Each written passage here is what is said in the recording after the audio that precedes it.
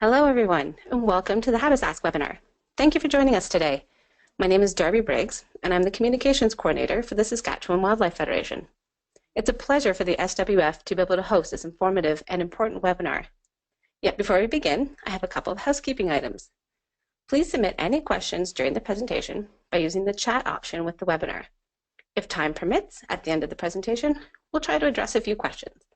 If we run out of time, we will follow up on the questions through either email or through a frequently asked question that will be posted online. Our goal for today is to introduce the new online mapping app, HABISask, Hunting, Angling, and Biodiversity Information of Saskatchewan. With that, I'd like to turn it over to Graham Thibault, Wildlife Inventory Specialist with the Fish, Wildlife, and Lands Branch, Ministry of Environment, to walk us through the app. Thank you, Darby. First, I want to thank Darby and the Saskatchewan Wildlife Federation for working with us to get our message about HABISask out to you. Over the next 40 minutes or so, we'll walk through the new HABISask tool and review some of the tools and information accessible with the app.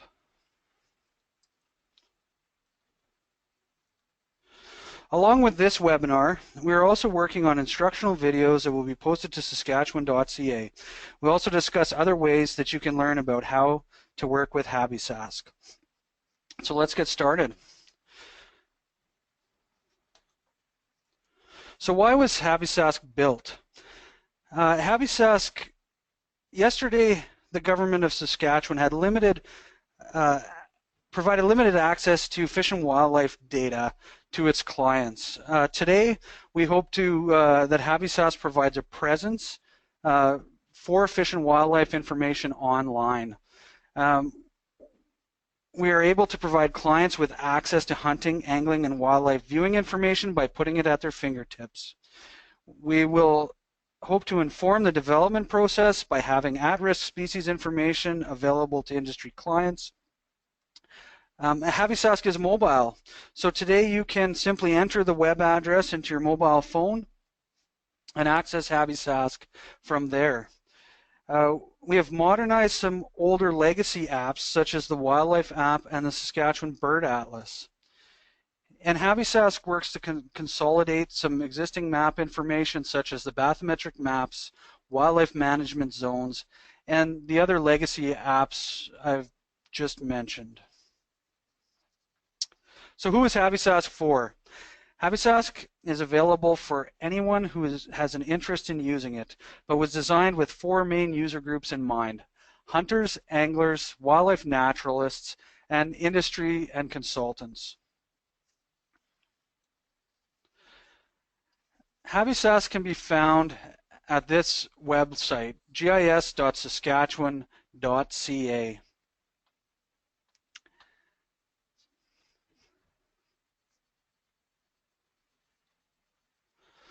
So before you can use the HABISask app, you will need to read and agree to the HABISask user agreement. There are important considerations in your use of the app. Once you've read the agreement, select Accept to open HABISask. So here's HABISask. So as Darby mentioned, HABISask stands for Hunting, Angling, and Biodiversity Information of Saskatchewan. There are four main areas on the app. First, we have the title bar, which contains a search tool and a sign-in option, which we'll talk about later. The second area is the toolbar, which has many of the tools and tabs to view and analyze information and data available in HABISask. Below this, we have the information panel. This includes the General Information tab and Map Layers tab. The information panel is also the location in HABISask where our search results will be provided. And then the main area of the screen is the map viewer. This is where we'll see the data, the geographic data that's turned on, allows us to navigate around and see information about areas of Saskatchewan. So there were a few tools on the map window that I'm going to run through briefly. We have a base map, which we can adjust from a topographic map to satellite imagery. We have a coordinate widget that will allow us to find coordinates on the map. You can see as I move my mouse around, the coordinates change. That'll allow me to find a coordinate if I'm looking for it. We also have a scale bar. One of the key tools that you'll find helpful is the zoom in and out. So the plus and minus here allows you to zoom in and out of the map. And this little bullseye here will take us to our position on the map. So it'll help you find you with ease. So the toolbar, again, besides helping to view and analyze information in HABISask, it contains two key tools that I want to touch on before we really get started in our demo. Those two are the user guide and the contact us button. So the user guide has been developed to assist the user in navigating HABISask. This is a PDF document that you, if so desire, could print, but it's accessible online. An important note is to go to the table of contents in this document when you're looking at it, and you can review the table of contents and select any of these sections to take you to that area of instruction. So if we're interested in looking at how to save a project, I'll click on that link. It will take us to an instruction on how to do that within HABISask. So this tool is the instructional guide for HABISask. The other key button I'd like to talk about is this Contact Us button. The Contact Us button will take you to provide you information on how you can contact us with your suggestions, with your questions. If you click on this Inquiry Center link here, it'll generate an email that will be sent directly to us. And you can also call our client service office at the number listed below.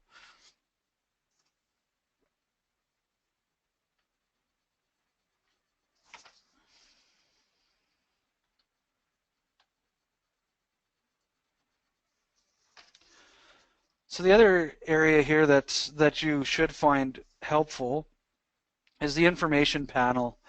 The information panel, as I scroll through here, you'll see there's a description of map layers, themes that have been provided for your use.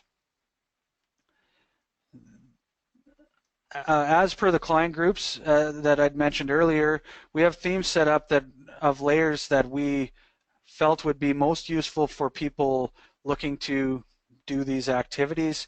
Please be aware that you can turn on and off any of these data, and I'll show you how to do that later. So the four themes are hunting, angling, project screening, and wildlife viewing. So if I select hunting, you'll see that the hunting theme turns a series of layers on.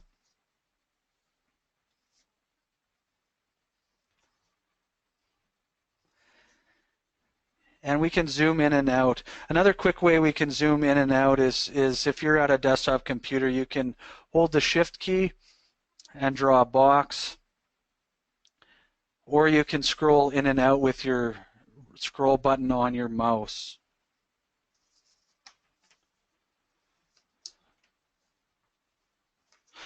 So as part of this demo, we're going to use some scenarios to help us walk through the app to get a sense of what information it provides and what it can do. So my scenario is that we're planning a hunting trip to Candle Lake. We've got licenses there in Wildlife Management Zone 64. We're going to use HABISask to help us plan that trip, to have a look around, and you turn on and off information that should help us in our hunt. So I'm going to start by choosing the hunting theme. The hunting theme contains wildlife management zones, game preserves, road corridor game preserves, wildlife refuges, and as well as Ministry of Environment, Compliance and Field Services offices. So please be aware when you change themes, if you select a different theme, all the information from each theme will be turned off and the new theme layers will be turned on. So I'm going to go to Wildlife Management Zone 64. I'm going to use the Shift key to draw that box in that Candle Lake area. And we'll see where we can find Wildlife Management Zone 64. We'll see that we have some layers like the road corridor game preserves are turned on.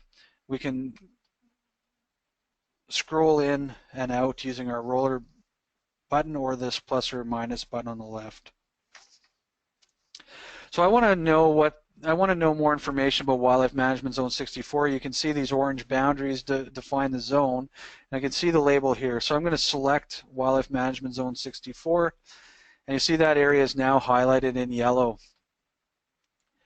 This window here pops up. We refer to that as the map tip window. It gives us some very basic information about what we have selected. To find out more information, we'll click View Additional Details.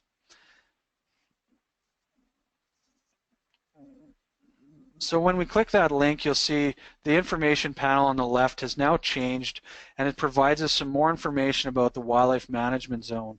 So as I scroll through, we see that there's a link to regulations here. If I select this link, it's going to bring up a copy of the Wildlife Management Zones and Special Areas Boundaries Regulations and provide you the legal description of the zone. That will be the case if you select that link under any selected wildlife management zone.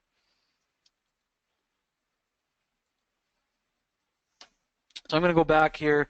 We'll also see there's some other additional information associated with Wildlife Management Zone 64 available in HABISask. First here we'll see there's 2 different draw hunting seasons available, draw moose either sex and a Canadian resident white-tailed deer season.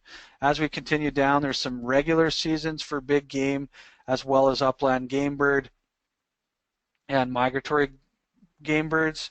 And as I continue down, there's also in this zone 2 guided hunting seasons, one for white-tailed deer and another for black bear.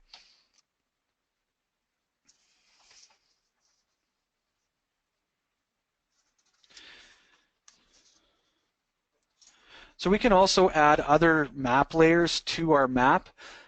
And how we do that is I'm going to close this wildlife management zone information panel and go back to the layers list. So this list on the left shows groupings of data layers that can be turned on and off and accessed by the user. So I'm typically interested in other hunting opportunities when I'm planning a hunting trip, and so one of the things that I'm interested in is Fish and Wildlife Development Fund lands. So that layer is found under these managed areas, and if I scroll down through the list, you'll see all of these managed area layers that I can turn on and off. I'm going to select the Fish and Wildlife Development Fund layer, and you'll see that these brown dots appeared in the below the forest fringe. So I'm going to scroll in here just to give you an idea of, as I turn this layer on and off, those boxes appear and disappear. Now those are lands that have been secured under the Fish and Wildlife Development Fund. They're habitat lands, and so I can zoom in and use HABISask to have a look and see whether there may be some good sharptail habitat, or might be somewhere I'm interested in stopping on my way to or from my hunting trip at Candle Lake. I also mentioned earlier that you can change your base map. You can switch between a topo map and an image, so we can have a quick look at the satellite imagery and really get a better sense of what might be at that location.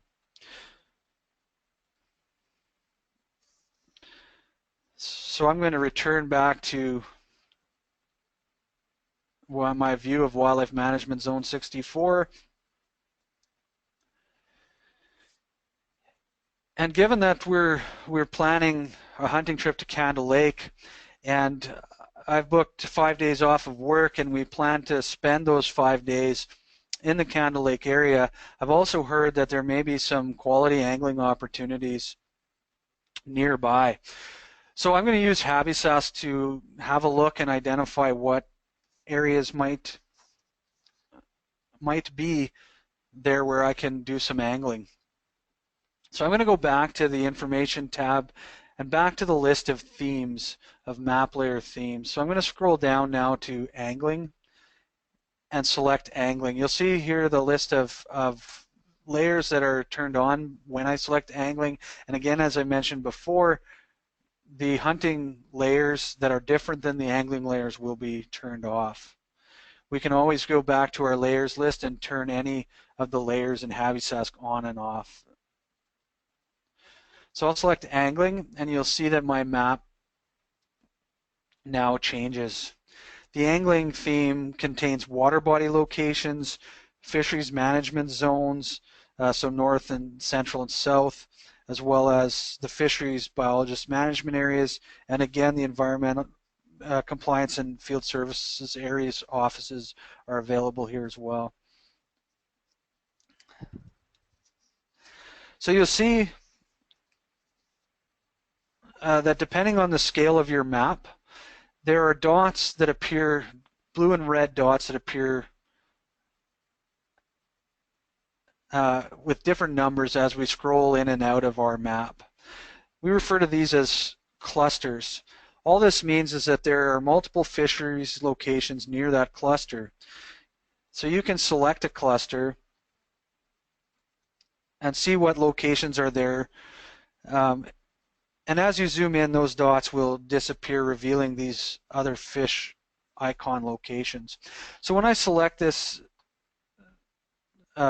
cluster, the number 4, you'll see that my map tip window comes up and I now have a toggle button where I can toggle between selection 1 of 4, and you'll see what the name of the lake is here. So I'm interested in finding out about Candle Lake. I see I have Fisher Creek. There's Candle Lake. You'll see as I toggle back and forth that this icon here moves to the location that I've selected. So I'm going to again click View Additional Details to find out more information about this layer. So the red dots contain special regulation information. The blue dots are fishing locations that do not have special regulations, but also caveat to always check your angler's guide to ensure that there are no special regulations associated with any of these points. So again, on the left-hand side of the window, we now have information about the lake. It is in fact Candle Lake, and the special regulation there is that there's a walleye limit of 3, of which only 1 may exceed 50 centimeters. As we scroll down, we'll also find a list of fish species that have been found in or around Candle Lake. And so we can scroll down and see all of those different fish species. As I get to the bottom of that window, we'll see an area called bathymetric depth maps. When we see this, that means that the lake in question has a bathymetric map, and so we can have a look at it. So I'll click on this link, and it's going to pull up more information in my information panel that gives me a date when that map was created, as well as a link directly to another PDF document that I can print or save that has a depth map of Candle Lake. So here's that depth map.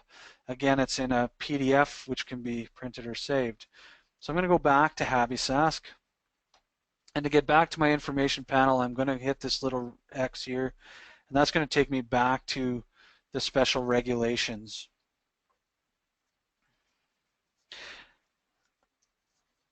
So I've also heard that there may be some good brook trout fishing in the Candle Lake area.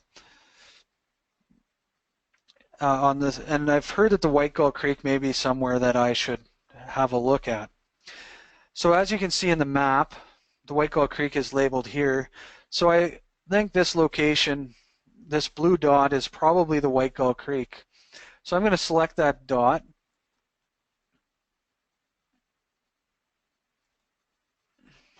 You'll see the selected dot again is indicated by that red pin. We'll see the map tip window also tells us that I've now selected the White Gull Creek. So again, I'm going to use this map tip and the view additional details to see more information about the White Gull Creek. So on the left-hand side in our information panel, we can see similar information to Candle Lake, but specific to the White Gull Creek. And you'll also see that there's no special regulations area that we saw previously. That's because this location does not have special regulations associated at this time. The fish species that have been found in White Gull Creek are listed. And here we also have a fish stocking history. Now these rows are ordered chronologically in order of most recent stocking. And as you scroll down, you'll see that the fish species changes throughout history. There have been rainbow trout stocked at this location quite some time ago. Now, to find out more about this actual stocking, I can select the record here, and that's going to drill me into more information about that specific selection. So we'll see that this stocking was of fingerlings in 2014, and the number was 2,000 brook trout. And again, this record, the stocking records are only available on areas that have a stocking history. So you won't find these on water bodies that have not had a stocking in the past.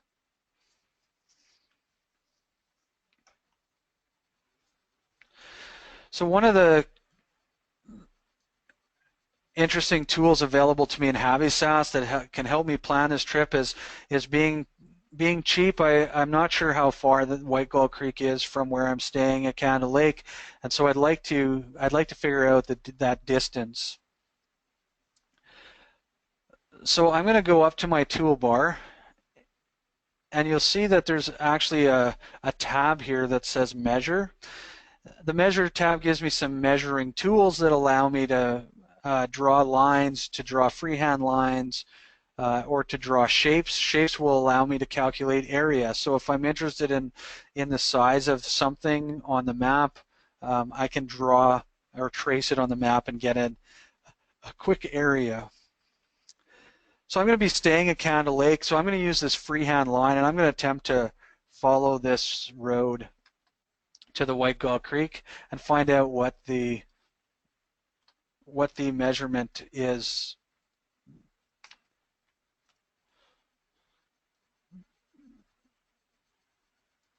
So I'm going to start down here south of Candle Lake.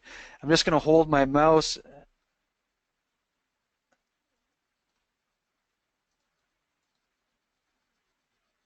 and drag it up the road here.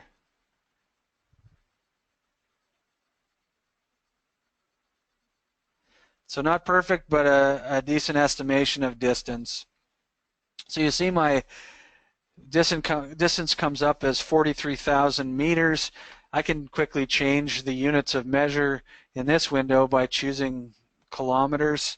So again, 43 kilometers from the south end of Candle Lake to the White Gull Creek location. If I'm more interested in miles, I can change my units of measure. So 27 miles roughly.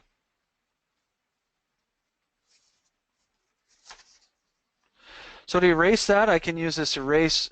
So I'm going to, or clear. I'm going to use this clear button. That's going to get rid of that line. It gives me a warning. That's okay. And we're back to our map.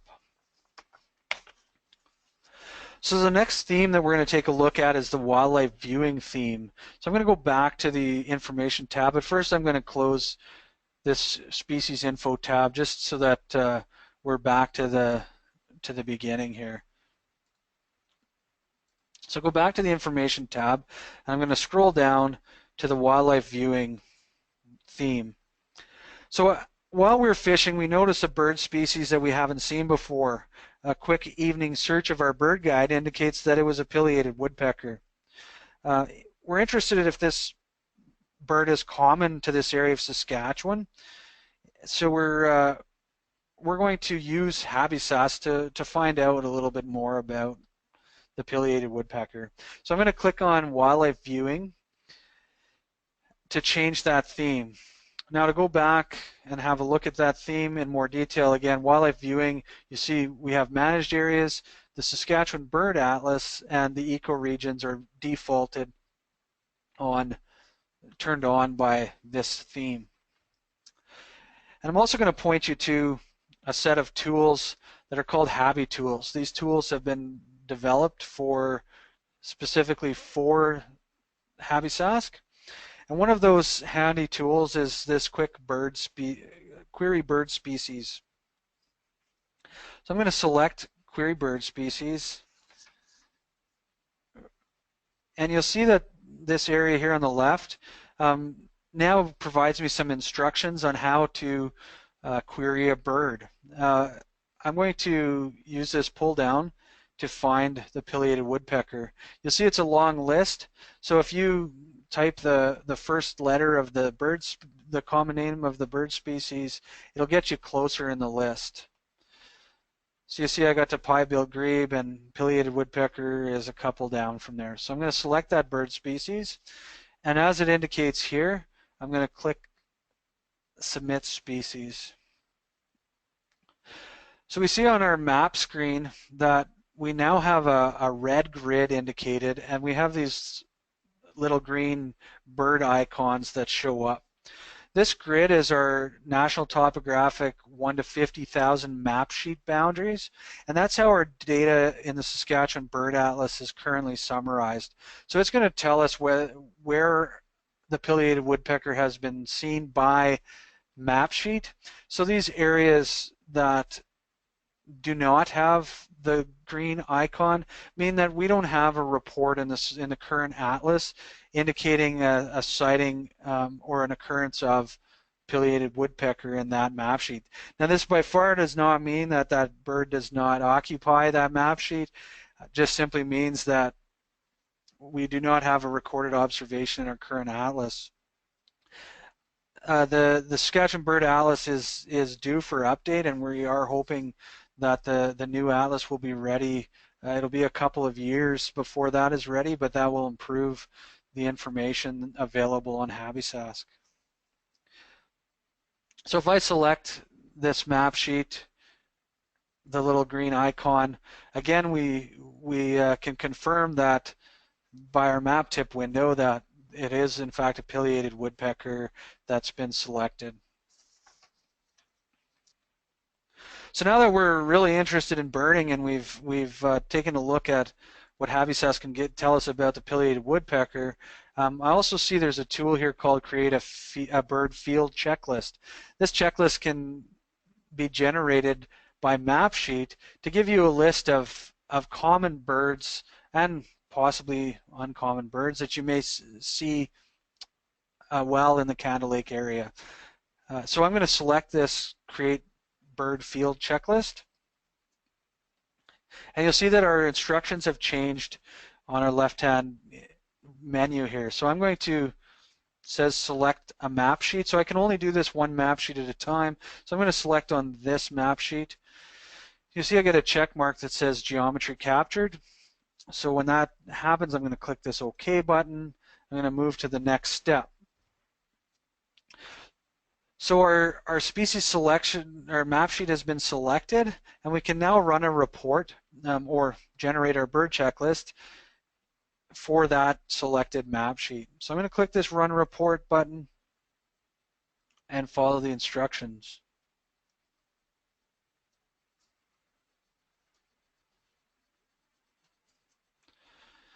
So to see my report is complete, and it says to access it to click here. So I'm going to click this link.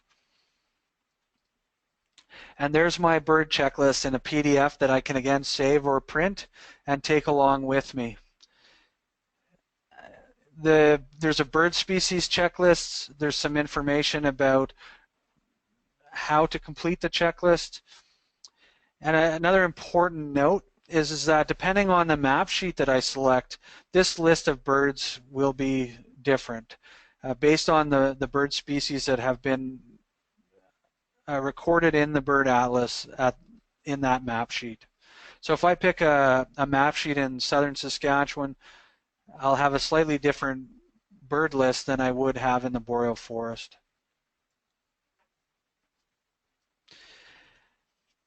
And so I'm done with that. I'm going to click close. I'm going to close this selection and back to my information panel.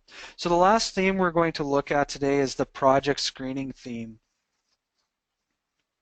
The project screening theme is used by industry and consultants to determine if there have been reported sightings of rare or endangered plants or animals in their project area.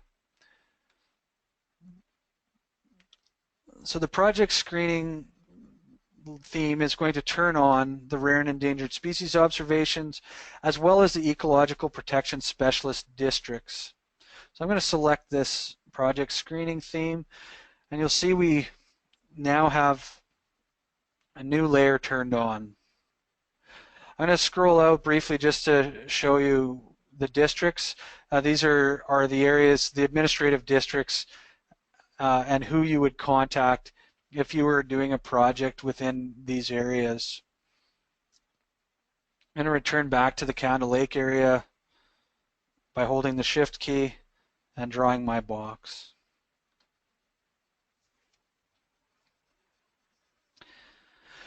So these circles and polygons are referred to as element occurrences, indicating a species presence or habitat. The information that's provided to the general user is very basic. And so if I select an element occurrence, I'll give you a demonstration of that. So again, we have two layers that are selected, much like our fisheries locations. First is telling me that this is the Prince Albert Ecological Protection Specialist District, but I can click the next button and we'll see that there is a rare and endangered species occurrence, and all it'll tell me is that it's a vascular plant. So to find out more information about these rare and endangered species, I'm required to sign a data sharing agreement with the Saskatchewan Conservation Data Centre to view this more detailed and sensitive information. If anyone wishes to access this information, they should follow the instructions on the information panel. I'll go back to that information panel, and below the themes, you'll see the instructions on how to get a user login and sign in. Now these logins are provided for specific uses, and that data sharing agreement is signed with the Saskatchewan Conservation Data Centre. So I'm going to give you a quick example of the sign-in and how that information can change. So I'm going to click sign in. Now this is going to refresh HABISask. Typically before I start a session where I'm going to be signing in, I should sign in at the beginning rather than at the end. So I'm going to click on sign in. I'm going to enter my username and password. I'm going to sign in, and we'll see that HABISask is now back at the beginning. I'm going to have to accept my user agreement.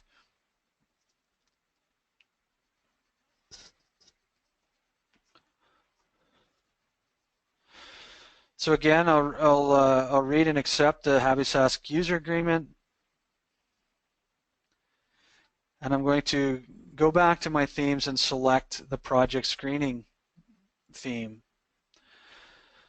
You also notice the sign in option now says sign out. That indicates that I am in fact signed in.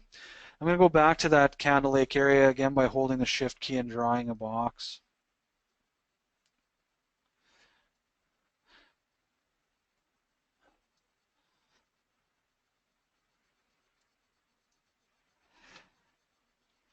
So this time when I select that element occurrence, you'll see that this rare and endangered species occurrence now has a lot more information available to me. It tells me that this occurrence was hyssop-leafed fleabane, and tells me some more information. It was a 1984 observation. And the size of the circle also determines the level of certainty in that in that location. So this means that this occurrence could occur in a much wider area. So as I scroll down here, we'll see that the observation was 12.5 kilometers east-southeast of Canada Lake, as well as the date of the observation. So this information is only accessible for those people with that data sharing agreement and a user account and sign-in. But one of the tools that have been created to assist with project planning and take advantage of this information. So again, I'm going to go back to our Habby tools. Now that I've signed in, we also have a new tool that's become active for us. That's the Rare Species Assessment Buffer. I'm going to select this tool and follow the instructions below.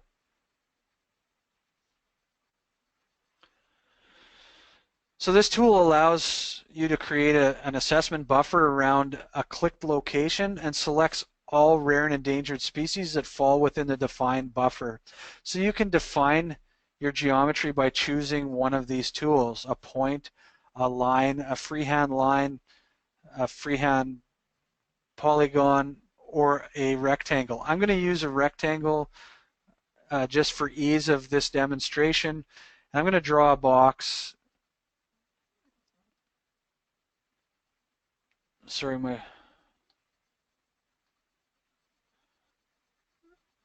around a project area. So I'm going to follow the instructions. I'm going to click next.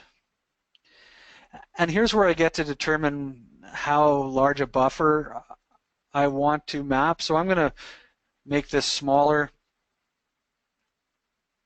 I'm going to go with 10 and I'm going to click preview. So it's going to show me where my project has been buffered. I'm happy with that. I'm going to click continue.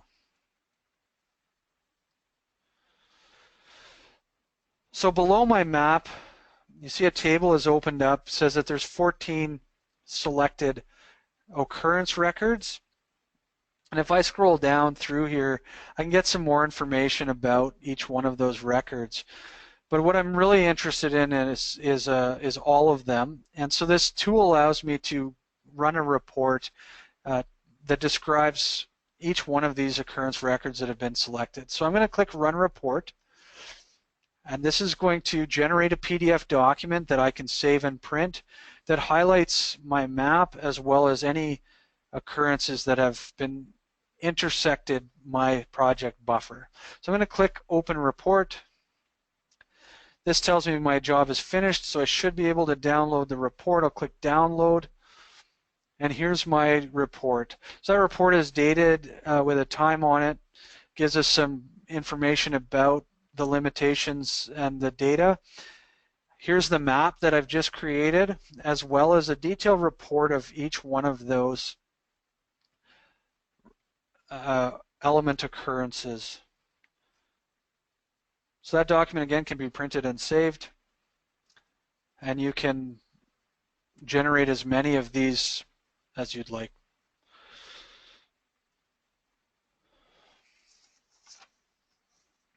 So I'm going to return to my PowerPoint here.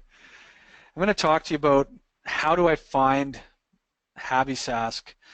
HABISask can be found at gis.saskatchewan.ca, and as you saw before, I clicked that link.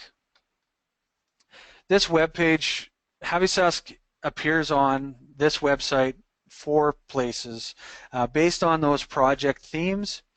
So if we scroll down, we'll see under angling, we have a link to HABISask. Under environment, we also have a link to HABISask. Under hunting, you'll find HABISask, as well as under wildlife viewing. So that just helps everyone based on their interest find us on gis.saskatchewan.ca. So that's HABISask today. That's a very brief overview of the tool and some of the available features. It's in no way inclusive, and as you play with HABISask, you'll find that there's a lot more information there.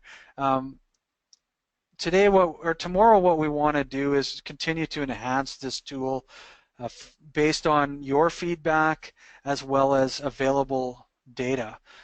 So our plan is to add 70 plus modeled at-risk species distribution map layers, 20 plus modeled species at risk habitat suitability map layers, as well as some habitat suitability for game species, some archaeological information, some heritage site information, water security agencies wetland inventory data, some forest ecosite classification, the new version of the Saskatchewan Breeding Bird Atlas, which I mentioned earlier, as well as prairie land inventory, and any additional layers that become available that are suitable for display in HABISask. It's also important to note that there will be functionality enhancements based on what the clients need, what users would like, as well as basic platform improvements. HABISask is built in a tool, and those tools are always being updated and upgraded and enhanced, new versions becoming available, and as such we'll certainly be taking advantage of tool improvements over time. So again, where do I find HABISask? Just to reiterate that, gis.saskatchewan.ca. If you're so inclined, you can write down the web address that's listed above, but and I'll leave that up for a couple of minutes, but I'd suggest for myself anyways, it's way simpler to remember gis.saskatchewan.ca and know that I can find HABISask there. So last but not least, remember to use that Contact Us button and the user guide to help you better navigate HABISask. And that Contact Us button, we really are interested in finding out what you think, what comments you have, what concerns you may have, as well as helping to answer any questions. So use that Contact Us button or simply send us an email at centre.inquiry@gov.sk.ca.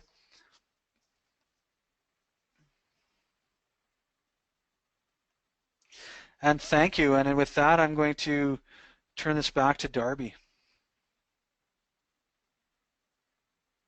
Fantastic. Thank you, Graham. That was great.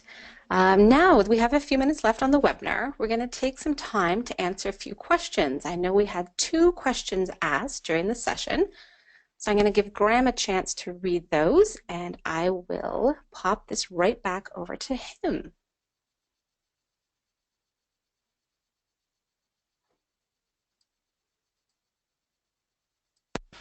Thank you, Darby. I'm just getting the questions here now. So the first question was, I'm going to go back to HABISask. The first question was, is there a layer for land locations? And the answer to that question is yes, there is, and I will show it to you right now. So I'm going to go back and clean up from my previous demo,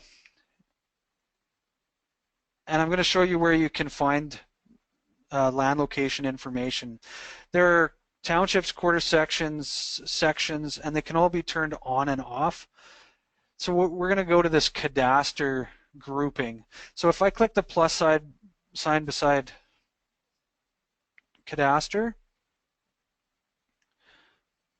you'll see that I now have a group of layers that aren't currently turned on.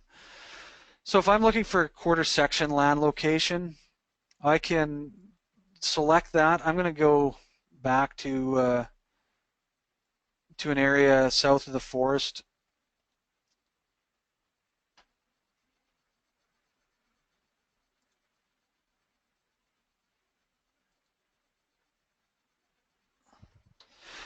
And one of the things also important to mention is that you have to zoom into a scale where they're visible. So you see that I turn on quarter section doesn't necessarily mean I can see them. That's because there's a lot of quarter sections in Saskatchewan, so it takes a long time for those all to load at a really far out scale. So as I scroll in, zoom in, we'll see those quarter sections boundaries will show up. So if I select one of these quarters, again, it tells me what the quarter section is. So this is southeast of 29, 48, 24, west of the second meridian.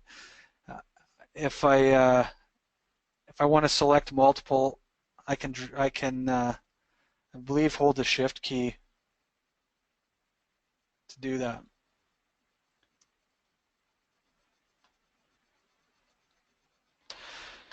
The other thing I can do is I can turn on townships if I'm interested in township boundaries.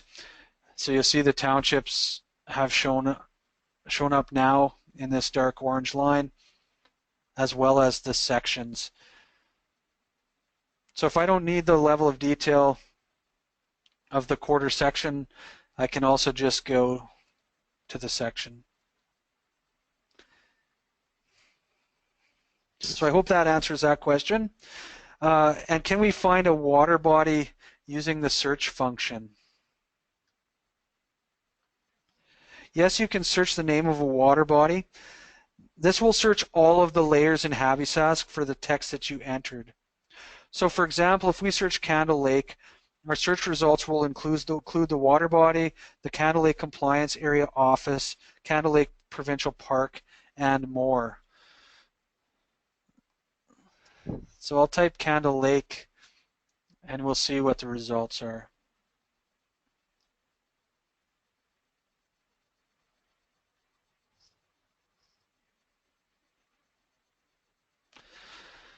So you'll see on the left-hand side, I have a search results. So there's 20 different pieces of data that have returned results with a search for Candle Lake. So we see we have special regulations info on Candle Lake. We have a Candle Lake Road Corridor Game Preserve. We also have fur conservation area that's titled Candle Lake.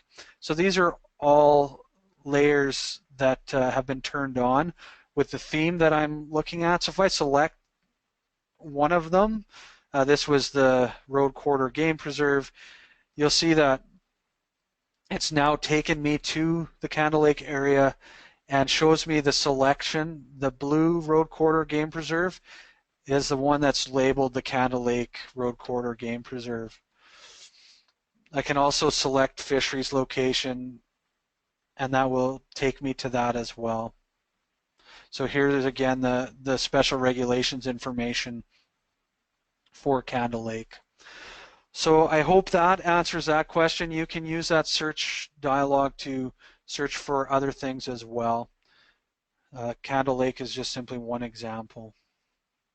So thanks, Darby. Those were the two questions that I have right now. If there were any more questions, I could answer those as well.